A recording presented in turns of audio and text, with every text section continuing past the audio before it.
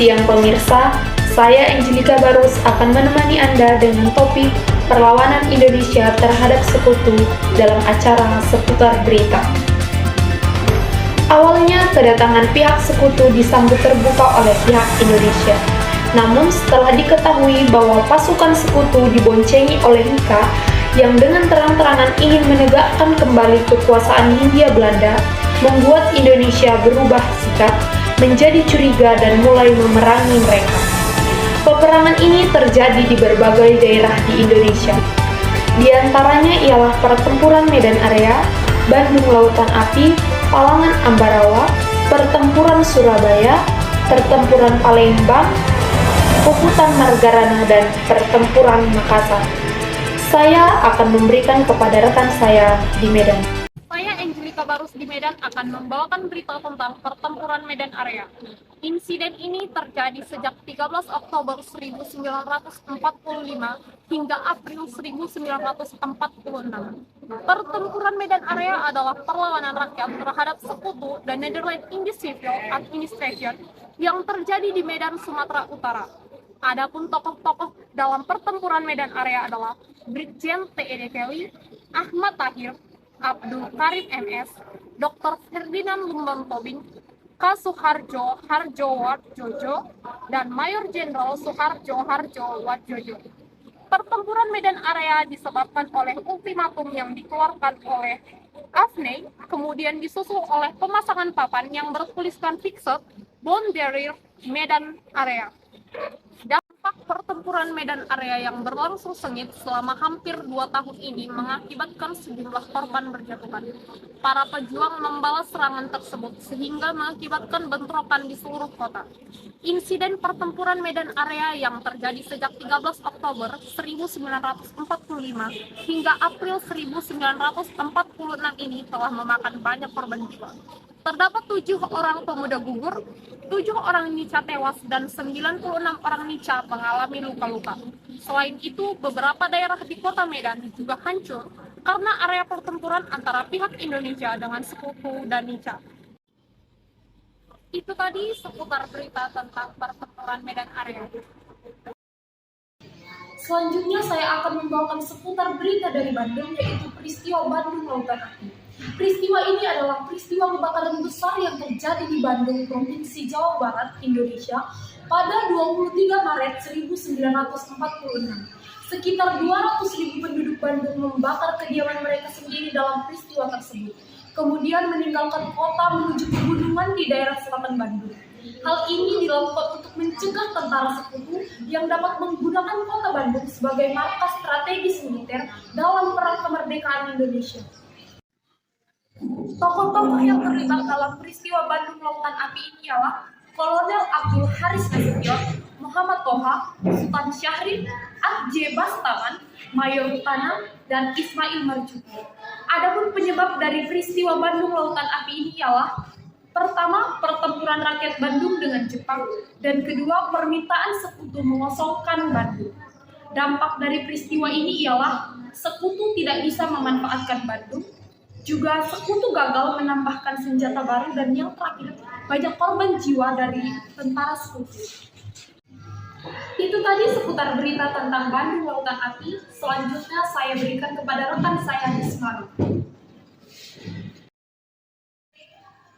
Bersama saya Pandusan Blue Ginting membawakan peristiwa tentang Palangan Ambarawa Semarang.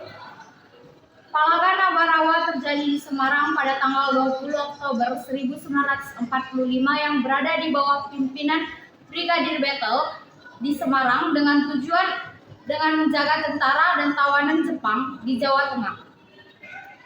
Pertempuran Ambarawa ini berawal sejak 21 November sampai dengan 15 Desember pada tahun 1945. Pertempuran Ambarawa tersebut terjadi antara TKR atau Tenaga Keamanan Rakyat dengan sekutu Inggris.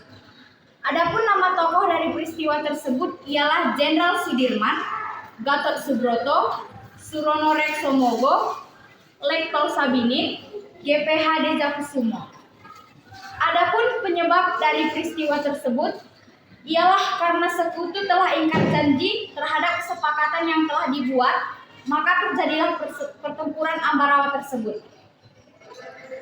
Dari itu, TKR atau Tenaga Keamanan Rakyat telah menyerang sekutu dengan dipimpin oleh Mayor Kusumo pada tanggal 20 November saat sekutu ingkar janji.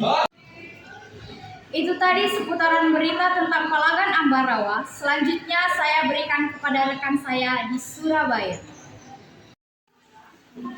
Bersama saya Karya Mandasa Siregar dari Surabaya. Kali ini saya membawakan seputar berita tentang pertempuran Surabaya. Pada tanggal 10 November 1945, setelah merdeka, sejarah Indonesia ternyata sempat terlibat konflik dengan pasukan Belanda Inggris di Jawa Timur. Peristiwa gesekan ini dimulai sejak 19 September 1945, yaitu insiden Hotel Yamato. Ini dipicu oleh pengibaran bendera Belanda di gedung hotel tersebut.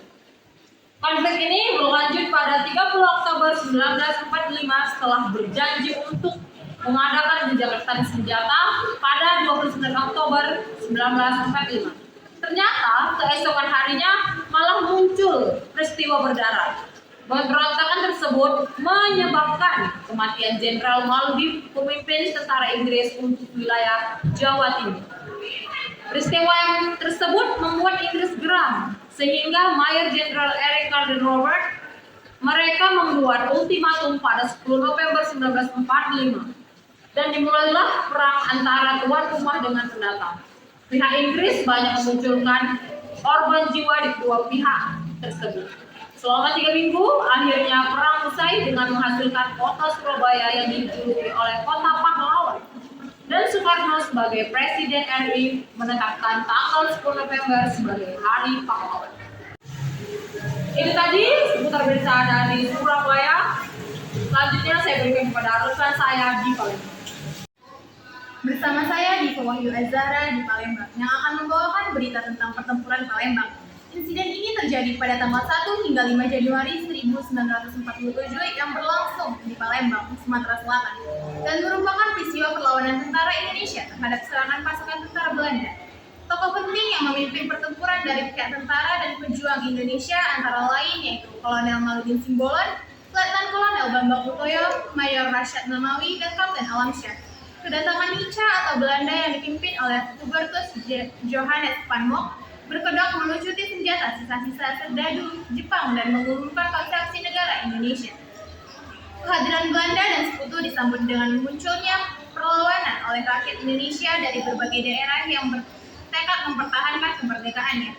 Pada tanggal 12 Oktober 1945, pasukan sekutu yang dipimpin oleh Letnan Kolonel Carmichael mendarat di Palembang bersama pasukan Belanda. Akibat dari peperangan ini, Palembang jatuh ke tangan Belanda yang kemudian pada tanggal 7 Oktober 1823, Kesultanan Palembang resmi dihapus oleh Belanda dan Sekutu Bengkulu yang dihancurkan hingga rata dengan tanah. Itu tadi seputar berita tentang peristiwa pertempuran Palembang dari saya. Selanjutnya saya berikan kepada rekan saya di Bali. Bersama saya Risma Sianes Matpang di Bali, Kecamatan Margarana. Di sini saya akan membawakan seputar berita mengenai pertempuran Puputan Margarana yang terjadi pada tanggal 20 November 1946. Perang ini menewaskan Letkol Igusti Ngurah Rai bersama 96 orang anggota pasukannya. Perang ini dilatar belakangi dari hasil perjanjian Linggarjati yang menyatakan bahwa wilayah Bali bukan dari bagian Republik Indonesia dan pernyataan Belanda untuk mendirikan negara Indonesia Timur atau NIT dengan menggabungkan wilayah Bali.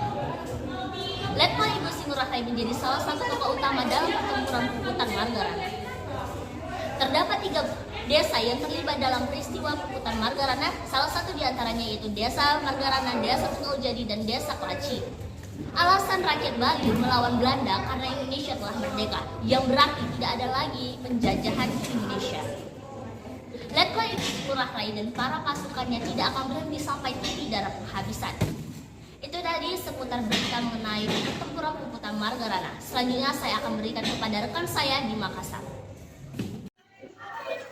Bersama saya Federica di Makassar akan membawa berita tentang pertempuran Makassar yang terjadi pada 4 Februari 1942 di Laut Jawa, lebih dekat ke Kepulauan Selandian dibanding ke Selat Makassar, yaitu pertempuran laut yang berlangsung pada masa Perang Dunia Kedua. Peristiwa Westering berakhir pada 25 Desember 1946 ketika dipanggil kembali ke Jakarta oleh pemerintah Belanda karena ia dituduh telah melanggar perintah dan melakukan kekejaman yang tidak dapat dibenarkan.